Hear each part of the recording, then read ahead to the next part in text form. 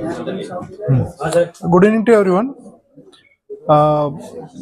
Phase 1 का election सब जहां पर 43 असेंबली कॉन्स्टिट्यूंसी में पीसफुली कंप्लीट हो गया। कहां पर शिकायत हुई थी उसका तुरंत एड्रेस की गई थी। इलेक्शन का प्रोसेस कंप्लीट हो गया। अभी 5 बजे तक वोटर टर्नआउट तो आपके पास आ गया, वो 64.86।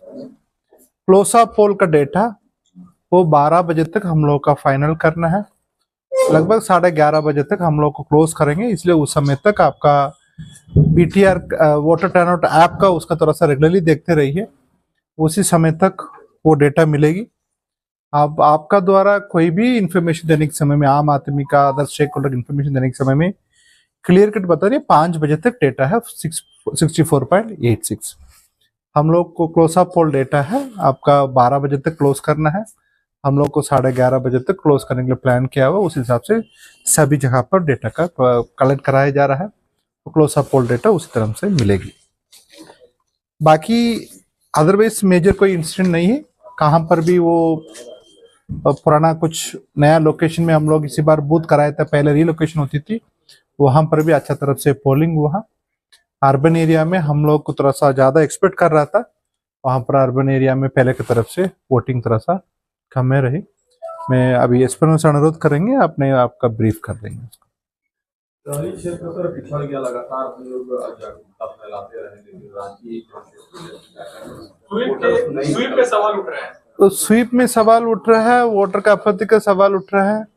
ये दोनों सा एक थोड़ा सा विषय लंबा चर्चा करना पड़ेगी। हम लोग अर्बन एरिया में क्यों वोटिंग कम हो रही है, रूरल एरिया में अपने मताधिकार का प्रयोग कर रहा है, एक थोड़ा सा चर्चा करने के लिए विषय है, चर्चा करते रहना पड़ेगा हम लोग का। देखिए अभी डिस्पैच 2 तरफ का है, एक पी डिस्पैच है, वहां पर वो अपने बूथ में आएंगे। P+1 डिस्पैच है, वो कल सुबह आके अपने बूथ में आएंगे। अपने सब जहां पर वो पोलिंग कंप्लीट हो चुका है उसको क्लोज करके अपने रिसेप्शन सेंटर के लिए अपने मूवमेंट कर दिया। अभी सर कोई फाइनल डेटा भी आ पाया है? कौन सा डेटा का? 64.86 का वो डेटा है आपका शाम को रात को 12 बजे तक क्लियर करना हम लोग का, उसी समय तक क्लोज ऑफ पोल डेटा देना है, वो हम लोग देंगे। आपका वोटर टर्नआउट ऐप है, उसी में देखते रहना, उसी में आपका डेटा अपडेट होना शुरू होगी। 7 बजे से हम लोग अपडेट करते रहेंगे। वो डेटा वो बेसिकली वो डेटा हम दे देंगे, वो लेस देन 1% है। मैं पहले भी आपसे बताया था उसी को।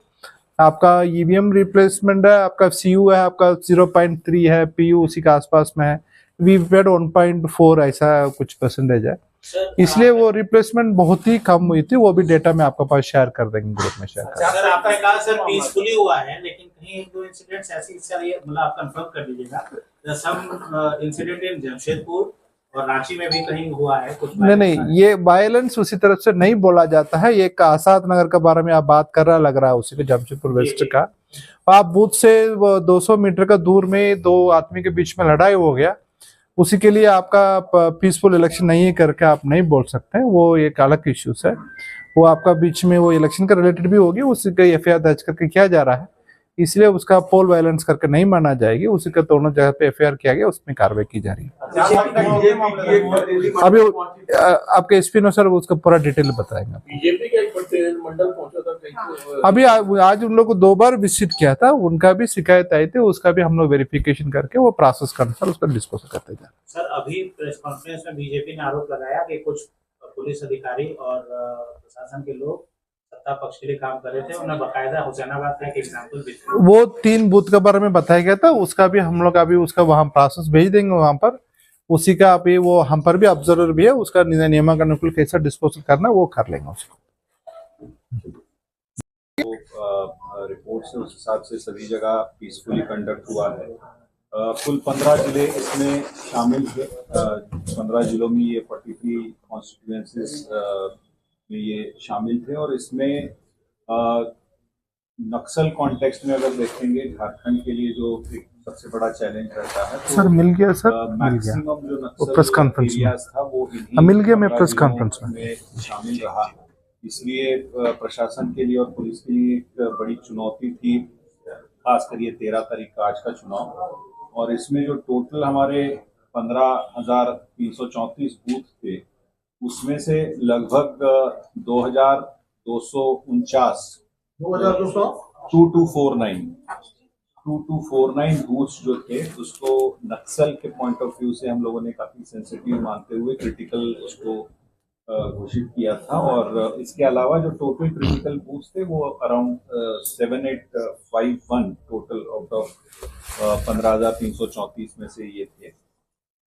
इन सभी बूथ्स को हम लोगों ने CAPF जो है उसके माध्यम से कवर किया था।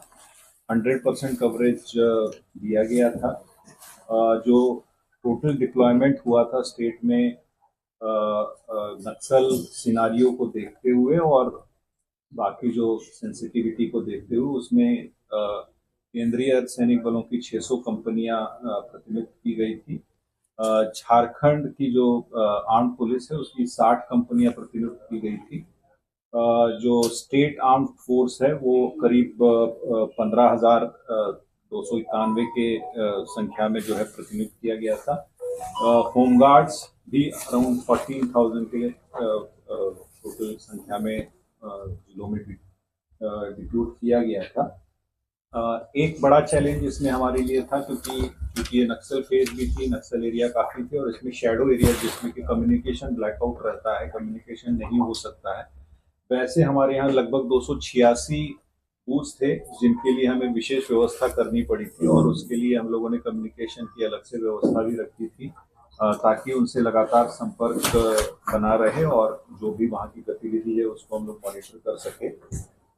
225 बूथ ऐसे थे जहाँ की पार्टीज को हम लोगों ने हेलीड्रॉपिंग के माध्यम से भिजवाया था, जिन्हें हमने P-2 यानी 11 तारीख को और उसके अलावा कल भी 12 तारीख को कुछ बूथों को वहाँ पे पोलिंग पार्टीज को हमने पहुंचाया था, जो कि घोर नक्सल क्षेत्रों में ये अवस्थित बूथ थे, जिसमें मेजॉरिटी चतरा चाईबासा और पलामू, गढ़वा और लातेहार में जो ज्यादा अवस्थित थे।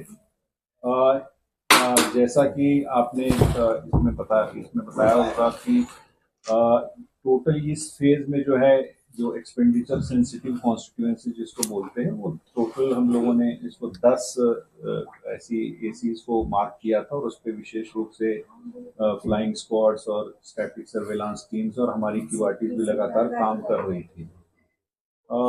जहां तक इंसिडेंट की बात है तो मेनली एक छोटा इंसिडेंट आज कहेंगे कि यानी वो कोई नक्सल इंसिडेंट नहीं है। बेसिकली लातेहार में एक ISR था जो लोकेशन था, कैंप था, जहां पे CRPF की टीम तो पोलिंग पार्टीज के साथ तैनात थी और उनको वहां से मुंडू एक बूथ है वहां पे जाना था। उसी क्रम में एक एक्सीडेंटल फायर उसी टीम के द्वारा हुआ जिसमें कि CRPF के कांस्टेबल संतोष यादव वो गोली लगने से जख्मी हुए थे। इमीडिएटली उनको मॉर्निंग में ही जैसे ही ये खबर यहाँ मिली वैसे ही हम लोगों ने यहाँ से चॉपर डिस्पैच किया और उनका फर्स्ट एड पलामू में हुआ और उसके बाद पलामू से उनको एयरलिफ्ट करते हुए रांची लाया गया और रांची से अभी उनको जो है यहाँ से एयर एम्बुलेंस के माध्यम से जो है दिल्ली भेजा गया है। उनकी कंडीशन स्टेबल है और उनके हाथ में गोली लगी थी, उसका ऑपरेशन भी हो चुका है, इज आउट ऑफ डेंजर। तो ये एक्सीडेंटल फायर था बेसिकली। आगे का इसमें डिटेल्स अभी वहाँ के कंसर्न ऑफिसर से उनको जांच करने के लिए बताया गया है। जहाँ तक केसेस से संबंधित है तो अभी तक कुल 6 केसेस दर्ज हुए हैं, जिसमें कि रांची में 3 केस दर्ज हुए हैं। इसमें से एक कांके एसी में हुआ है, एक रांची में, एक हटिया में और तीन केस जो है वो जमशेदपुर जिला में दर्ज हुए हैं, जिसमें कि जमशेदपुर पूर्वी में 2 केस और जमशेदपुर पश्चिमी में एक केस हुआ है, जिसके बारे में आप अभी जिक्र कर रहे थे। ये जो है मानगो थाने में केस दर्ज हुआ है। कोई मेजर वायलेंस का इंसिडेंट या कोई नक्सल इंसिडेंट नहीं हुआ है।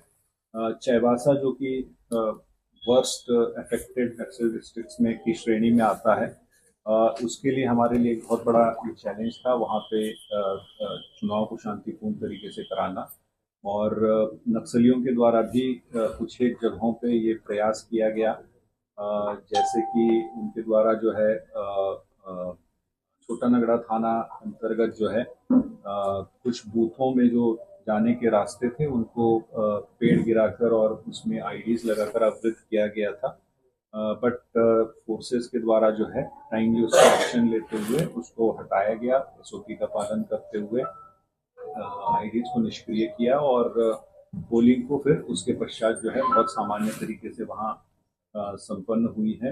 अन्य किसी भी क्षेत्र से कोई नक्सल गतिविधि की ये सूचना या घटना की सूचना नहीं है या अन्य किसी प्रकार की हिंसा की भी सूचना नहीं है। जैसा कि सीओ साहब ने बताया कि दो प्रकार से फोर्सेस पार्टी जो है पोलिंग पार्टीज लौटेंगी। जो जनरली जो नक्सल क्षेत्र में है वो उनका जो डी इंडक्शन है या उनका जो कल स्ट्रॉन्ग रूम में पहुंचने का प्लान है उसके लिए अलग से व्यवस्था की गई है। उसके लिए अलग से स्पेशल फोर्सेस और जो एरिया डोमिनेशन की कार्रवाई पुलिस के द्वारा की जा रही है और CAPF के साथ कोऑर्डिनेट करके और बाकी जो पार्टीज है वो आज ही स्ट्रॉन्ग रूम में लौटेंगी, तो उसकी भी लगातार मॉनिटरिंग की जा रही है और हर एक घंटे पे उस पर हम लोग अपडेट